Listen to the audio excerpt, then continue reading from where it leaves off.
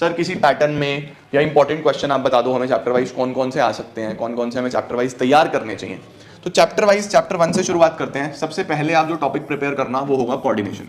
इसी ऑर्डर में करना, बाद में आपके टॉपिक्स रह जाएंगे, उनकी रीडिंग्स लगा लो, उनको बाद में प्रिपेयर करना। पहले इनको करना, क्योंकि ये मुझे ऐसा लगता है पर्सनली, मैं जो भी चीजें बता रहा हूँ अपने एक्सपीरियंस से बता रहा हूँ, मुझे ऐसा लगता है कि पर्सनली इससे ज्यादा पूछा जा सकता है। तो सबसे पहले कोऑर्डिनेशन कर लेना, फिर लेवल्स ऑफ मैनेजमेंट से क्वेश्चन बन जाता है, और फिर नेचर ऑफ मैनेजमेंट की साइंस है, आर्ट है, प्रोफेशन है। इसके बाद कुछ सोचना कि इसके बाद क्या होना है वो बाद में सोचना। तो कोऑर्डिनेशन, लेवल्स और देन ये नेचर। फिर हमारे पास चैप्टर 2 आता है जिसमें आप प्रिपेयर कर सकते हो प्रिंसिपल्स ऑफ मैनेजमेंट। प्रिंसिपल्स पक्का क्वेश्चन आना ही आना है, और टेलर की मुझे ऐसा लगता है कि प्रिंसिपल से ज्यादा इंपॉर्टेंट टेक्निक्स है, simplification, standardisation, differential piece rate system. तो पहले आप फेयोल के प्रिंसिपल्स रेडी करो, उसके बाद टेलर की टेक्निक्स रेडी करो, उसके बाद आप टेलर के प्रिंसिपल्स रेडी करना, ठीक है।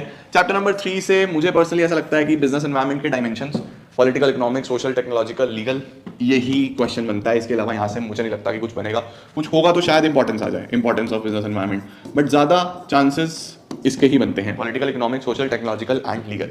प्लानिंग की अगर मैं बात करूँ तो प्लानिंग प्रोसेस के बाद आप लिमिटेशंस ऑफ प्लानिंग तैयार करो, और उसके बाद टाइप्स ऑफ प्लान्स रेडी करो कि कौन कौन से टाइप्स ऑफ प्लान्स हमारे पास हो सकते हैं। तो इसी ऑर्डर में आप प्लानिंग प्रिपेयर करो। फिर चैप्टर नंबर 5 ऑर्गेनाइजिंग में सबसे इंपॉर्टेंट डेलीगेशन, डिसेंट्रलाइजेशन, ये 100% आपके पेपर में आएगा। डेलीगेशन, डिसेंट्रलाइजेशन का कॉन्सेप्ट पक्का पूछा जाएगा।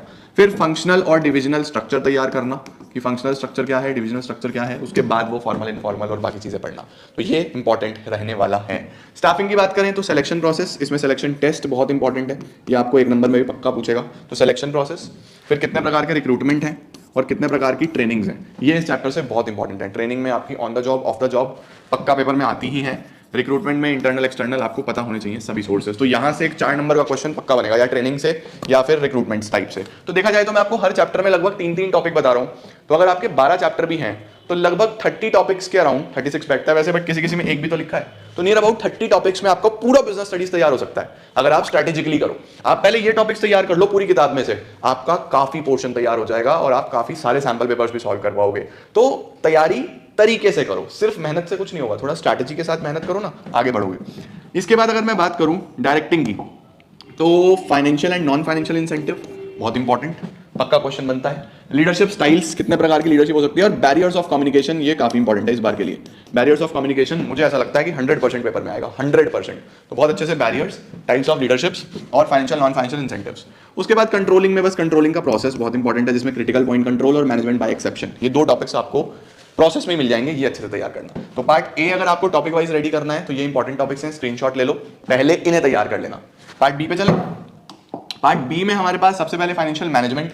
मैनेजमेंट में अगर आपको कोई टॉपिक तैयार करना है सबसे पहले तो वो कैपिटल स्ट्रक्चर है, बहुत इंपॉर्टेंट, बहुत इंपॉर्टेंट। तो कैपिटल स्ट्रक्चर, उसके फैक्टर्स, कैपिटल स्ट्रक्चर किस तरीके से होता है, कैसे डिसाइड होता है, वो सब पता होना चाहिए।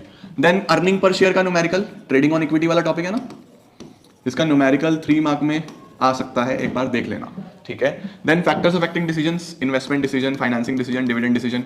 मेरे लिए काफी मुश्किल हो जाता है इन 2 चैप्टर्स में से इंपॉर्टेंट बताना, क्योंकि ये दोनों पूरे इंपॉर्टेंट है, बट फिर भी मैं कोशिश कर रहा हूं कि आपको टॉपिक वाइज चीजें बता पाऊं। Capital structure, earning per share, factors affecting decision.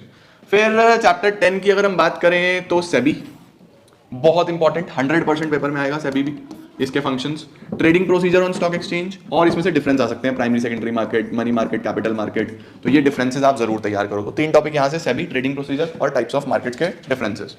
11th में से फंक्शंस ऑफ मार्केटिंग मुझे ऐसा लगता है काफी इंपॉर्टेंट रहने वाला है, मार्केटिंग के फंक्शंस आपसे पूछ सकता है। उसके बाद मुझे ऐसा लगता है कि टाइप्स ऑफ पैकिंग इंपॉर्टेंट है,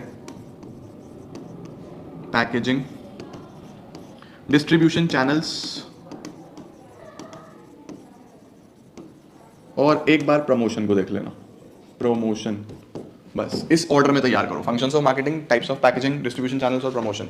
लास्ट में कंज्यूमर रिस्पॉन्सिबिलिटीज पहले करना, फिर कंज्यूमर राइट्स कर लेना, आपका टॉपिक तैयार हो जाएगा। राइट्स मुझे ऐसा लगता है कि पेपर में आ सकती है, तो कंज्यूमर रिस्पॉन्सिबिलिटी, कंज्यूमर राइट्स करो, चैप्टर डन, कंज्यूमर प्रोटेक्शन। तो अगले 4 चैप्टर्स के लिए ये टॉपिक्स काफी इंपॉर्टेंट है, इसका स्क्रीनशॉट ले लो।